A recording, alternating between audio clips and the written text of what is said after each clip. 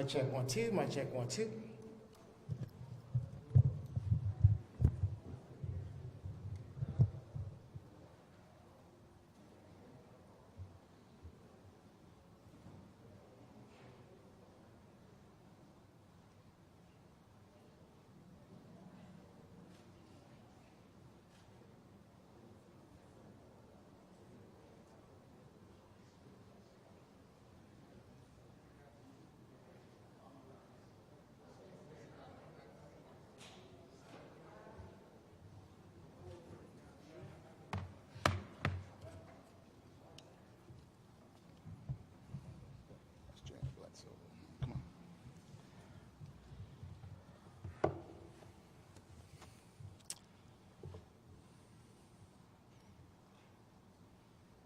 Good afternoon.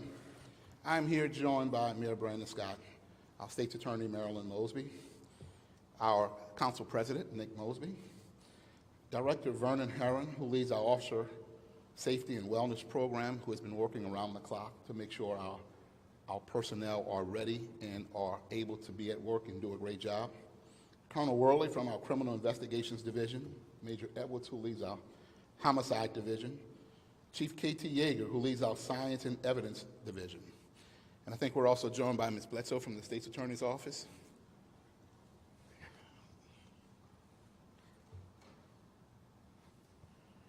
We're here to provide an update on the shooting investigation of Officer Keona Holley. First and foremost, I want to reiterate that our prayers continue to be with Officer Holley's family and her loved ones, her co-workers, and the entire community. We continue to provide them with our resources and our support. We just had a conversation with them to update them on what we're about to tell the general community. This week's heinous incidents were another tragic reminder of the culture of violence that pervades Baltimore. As I said last night, those who commit these violent, brazen, and cowardly acts in our city will be held to account.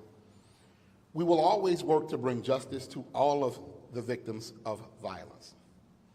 On December 16th, members of our Regional Auto Theft Task Force located a vehicle that our homicide investigators identified as being linked to the shooting of Officer Holley. This vehicle was identified through an extensive area canvass and a great deal of video footage that was recovered. A person of interest was also identified, located, and then transported to our homicide section to be interviewed. Additionally, investigators learned the identity of a second person of interest, and we were able to take him into custody also. While our investigators were processing the shooting scene of Officer Holley, another shooting homicide occurred in the 600 block of Lucia Avenue. What we now know is that both shootings are related, as we now know the perpetrators of Officer Holley's shooting, they then left that scene, went to Lucia Avenue, and then committed that homicide of Justin Johnson. And our thoughts and prayers are with his family, who we have spoken with recently as well. Our investigators were able to locate and recover 2 weapons believed to have been used in both incidents, one of which has been confirmed to have been used in both incidents. The suspects are identified as 31-year-old Elliot Knox and 32-year-old Trayvon Shaw. Both individuals have been transported to Central Booking for formal processing. Both are being charged for the attempted murder of Keona Holley, as well as the murder of Justin Johnson, which occurred in the 600 block of Lucia Avenue. I want to thank everyone here today, as well as Deputy Commissioner Briscoe, who couldn't be here, and the lead detectives in the case of Officer Holley shooting, Detective Caesar Muhammad and Sergeant Safian Hassan, and then the detectives in the second case on Lucia Avenue, Detective Michael Voderick and Sergeant Sean Jones. Additionally, we would not have been able to accomplish such an exhaustive and thorough investigation without our local, state, and federal partners, Crime Laboratory, the Warrant Apprehension Task Force, the Baltimore City State's Attorney's Office, and certainly cooperation from the community. I would also like to recognize the superb work of our homicide detectives who worked tirelessly, performing an outstanding and spectacular job under very difficult circumstances. I could not be more proud of the work of the entire Baltimore Police Department and the speed and skill in which the investigations were conducted. Earlier today, I received a call from the Attorney General of the United States, Merrick Garland, who was committing every resource available to help us. And then when he learned the status of the case, then offered his congratulations to our team for their professionalism, determination, and for a swift closure. We all came together to work around the clock and through the night to ensure that we were able to get justice for Officer Holley. I am so grateful for the reward money offered by the FBI, the ATF, the Marshal Service, the FOP, Metro Crime Stoppers, and numerous tips that we received from community members. Those tips aided us in putting pieces together like putting together pieces of a puzzle. And so I'm certainly grateful for everyone who had anything to do with all of these cases that we now have brought to closure. And we remain committed to praying for these families as they now recover, and we think justice is being served. This time I'll turn it over to our mayor, who will give comments. Thank you, Mr. Commissioner, and thank you all for being here this afternoon. As you've already heard, the Baltimore Police Department have made an arrest this morning in the cowardly attack on Officer Keona Holley and the cowardly murder of Justin Johnson. Yesterday, you all heard me say that I had no doubt that our officers and detectives would find those responsible, and now you know why. We have the best homicide detectives in the world, the best crime lab in the world, and I cannot thank them and all of the members of BPD enough for their diligent work in apprehending those responsible for these heinous and cowardly acts. We don't say it enough to them for the great work that they do to bring peace to families, to have those conversations, to look at that information, to use science to be able to bring peace to these families and help our city heal. So I want all of us to really thank them for their tireless work, and they are the best in the world. I also want to express gratitude for the outpouring of support that we've received from our other local partners, our state partners, our federal partners, and law enforcement agencies from around the region who have offered support to us in this time. And I really also want to thank and offer a huge thank you to Director Hearn and our Officer Wellness Bureau, who has done a great job of making sure that they support our officers and their families in this trying time. And I pray that these efforts will bring some sort of peace to Keona and Justin's families, to Curtis Bay, to Yale Heights, the entire city of Baltimore, and our police department. But I also want to say something that I think is very critical to say again. Building a better Baltimore, a safer Baltimore, is a team effort. And it requires all of us who say we love Baltimore, before we do anything else, before we say that the police have to do more or do better, to do what we should do what Keona did. And that's look in the mirror and consider our role and responsibility in making our city a safer city. I am committed to doing my part as mayor, but more importantly, as a son and a man in Baltimore City and a member of our community. 2 years ago, Keona took that deep look in the mirror and did just that. Despite the risk, knowing her city, she joined the Baltimore Police Department because she wanted to make a difference in her city, in her community. She wanted to protect and serve her community. And I want those responsible for this attack and anyone else who is thinking about turning to violence for whatever reason, be it to solve some petty beef, be it to get back at somebody for some interpersonal thing, be it that you can't take that your ex-loved one has moved on, to know that hurting someone's mother, someone's son, someone's daughter, or whomever does not and will not make you tough. It will not make you a big man. It will not increase your credibility. It actually shows your weakness. And I think those who know Baltimore lingo know those aren't the words that I want to use right now, but you know there are other choice words that couldn't be said. There is nothing courageous or brave or tough or big or bad or bold about ambushing someone's mother, someone's daughter, someone's sister, or killing someone's son in cold blood. These were brazen and senseless acts of violence, and it shows how far we have to go to show people and how to make sure that folks understand that this cannot continue and that you cannot snuff someone out for something so petty. You cannot think that our police officers should be a target for you. No one should be a target. We have to be better. And I also want to be clear that the shooting of a teenager or attacking a grandmother, that also doesn't make you tough. We have to expose the folks that think like this as a community. In addition, with our police department, with all the efforts that we have going on, the folks who are doing this are cowards. They're spineless. And those who are harboring them are the same. We cannot allow these folks to return back into our community, to go out with them to watch the Ravens, to go out with them to the mall, to the movies, to a restaurant. We cannot allow those people to continue to live amongst us. There are opportunities and ways for you to help us deal with these people in very different ways.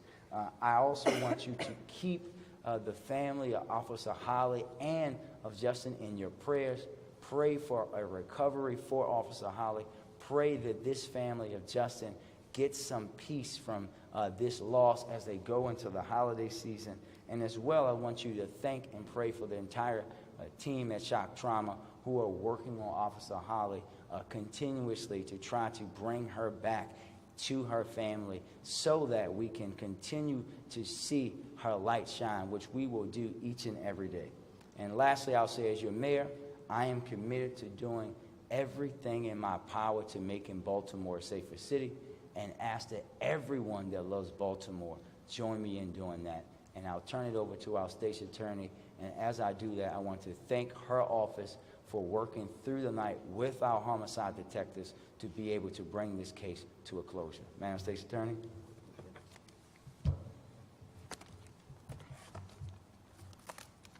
Good afternoon. In this moment, I cannot overstate how angry and disheartened we all are that we continue to have those in our community who are intent on committing violent acts, especially against law enforcement officers. It is unacceptable, and we will not tolerate it, which is why I stand before you today with Commissioner Harrison, Mayor Scott, Council President Mosby, Chief Deputy Janice Bledsoe, members of Baltimore Police Department, to say that we will have zero tolerance for those who seek to use violence and murder to settle their grievances.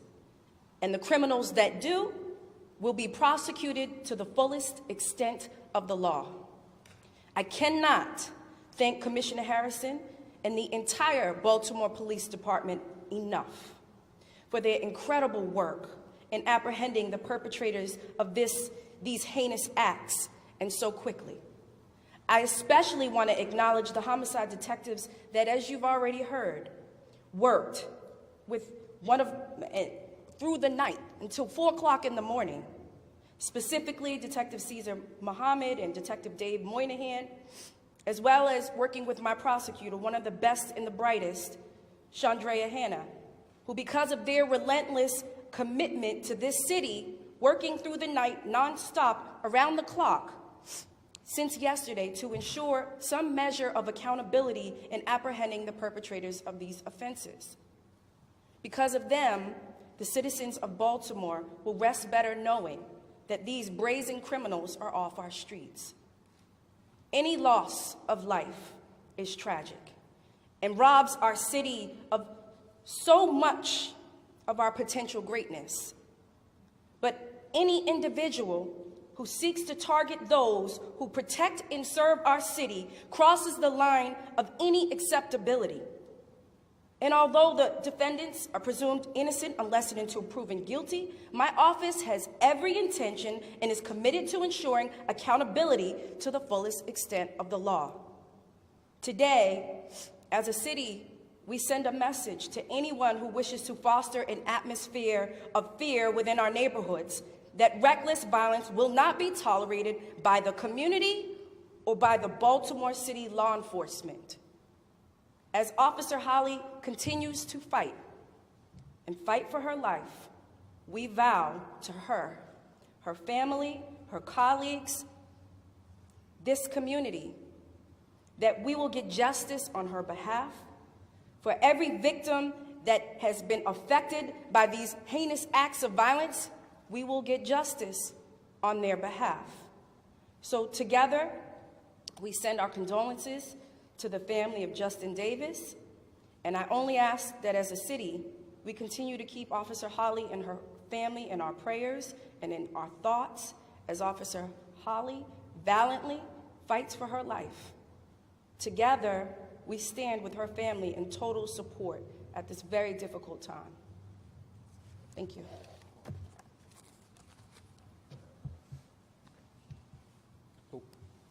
Once again, let me just tell you, thank you. Outstanding work, and thank you. The people of Baltimore, thank you. And I couldn't be more proud to be the leader of this police department who has performed masterfully.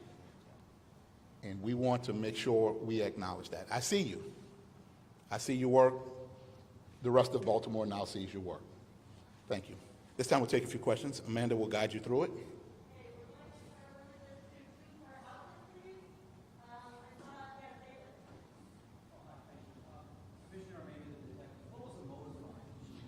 So while we had extensive interviews, we don't quite have motive. We don't know why they did this. We have absolute confessions that they did it, they were there. We don't have motive as to why.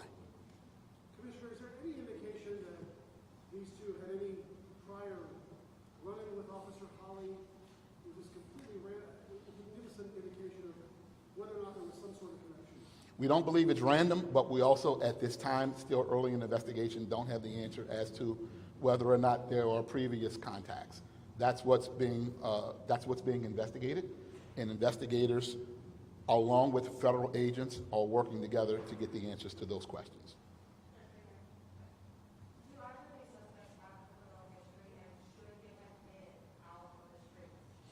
They both have criminal history. I don't know that they were actually on supervised probation at the moment. They both have one more than the other pretty extensive criminal history. And in more than one jurisdiction, by the way.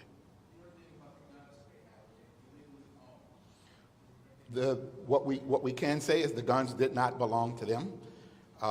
We had information about where they were. Investigators did a masterful job uncovering that, and throughout the night, with assistance, recovered those guns.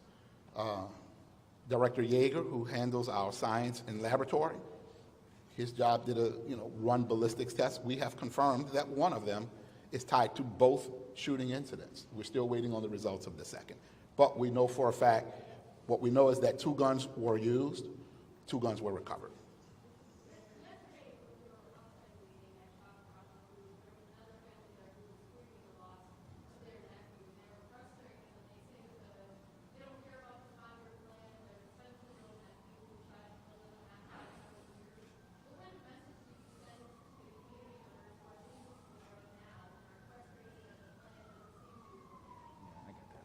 So I thank you for that, Mackenzie. I think that we're frustrated too. And we say that again, and I'll say this in another way. I've said multiple times that it's not about just 5 years, it's about today. You can see the work that our police department does every day to make the city a safer place. You can see that they have a homicide clearance rate that is 6% more than it was last year. You can see that they have a shooting clearance rate that is 6% more than you've seen last year. You can see the amount of guns that they're getting off the street. But we also are going to continue, and we immediately, actually after that, the commissioner and I, that's the first thing that I asked him about was that particular case and what we knew about that case, because I personally take every single one of them personally because I feel like we all have to be better, and we feel for that family.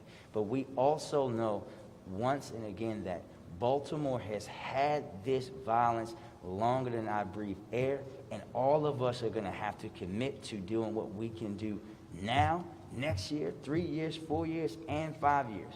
But we all have to also know that there are people in our city who don't care about the police. They don't care about going to jail. They don't care about losing their life.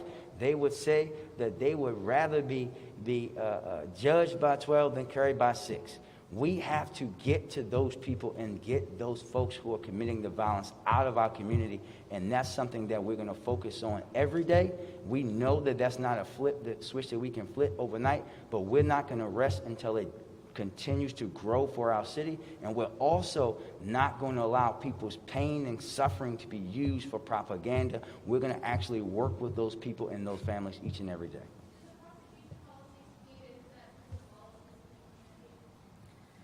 So I guess that question's for me, and I would say anybody that thinks that way is illogical and irrational. To say that we're not going to prosecute, there's some sort of correlation to individuals that are urinating in public, and somehow that's related to this heinous act of violence against a police officer, that's just something that's illogical to me.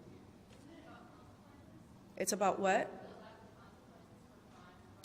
No, I'm sorry. Anybody that draws a correlation to urinating in public to this heinous act, it's illogical. It's irrational.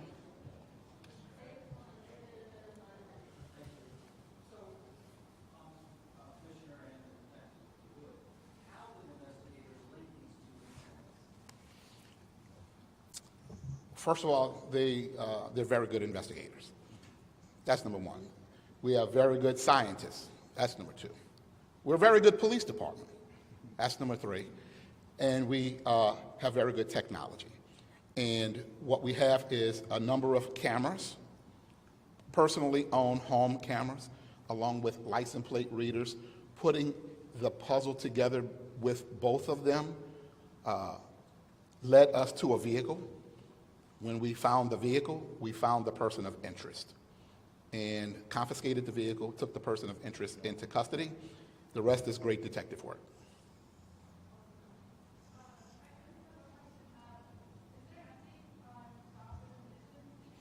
We had a conversation with her mother and sister right before we came here, and we had a conversation with Justin Johnson's family as well.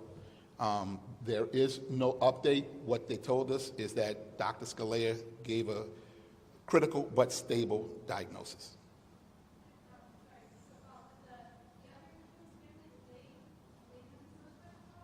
I'm sorry? That's unknown.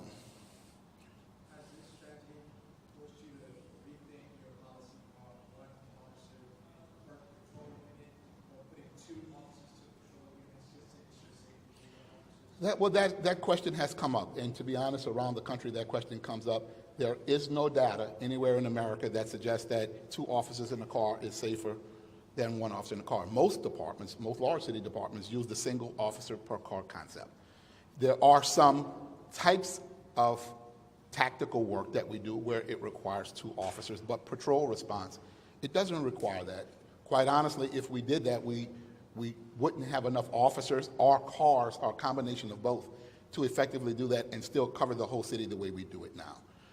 What we can make sure that we do is make sure our officers are mentally and physically fit every single day, that they are given good information, good intelligence, and good instructions, and that they're well supervised. Those are the things that we think keep us safe. Good training, all of those things. What's been your message to officers who are out on the streets? How have you encouraged them? What you say to them? We've been going to roll calls, especially in the Southern District, by the officers who were affected. The message is, number one, thank you. Thank you for your commitment. In spite of what they are going through, in spite of what all of us are going through, many of them continue to show up, although we offered them time off, to breathe, to slow down just a little bit, to recuperate. Many of them still showed up and performed work and did it very well. The message is thank you. The message is we're here to support you. Director Herron was with us giving them meals to eat, providing counselors and chaplains and local pastors to help them through the grieving process. And the message is, we're here to support you, and we thank you on behalf of the residents of the city. We just want to say thank you for your commitment, for your service, for your courage. They were recovered at a residence in Baltimore County, if I'm not correct.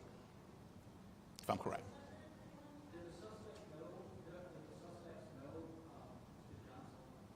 You know what? That question came a little earlier. Most shootings and murders are usually 80% somewhere between people who know one another. Information that we had was that they did know this person. They didn't know Mr. Johnson. It's unknown if Mr. Johnson knew them, but the information that we got through the interview was that they knew Mr. Johnson. I'm sorry? That's a different crime scene, different set of circumstances. It is unknown.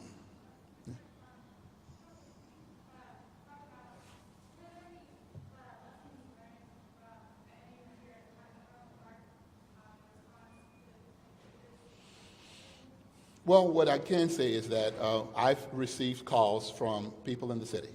I've received information from the consent decree monitoring team. I've received calls and had conversations with leaders across the city that the department performed admirably in this situation. Much improved, a vast contrast, and just very different than what we have seen in the past.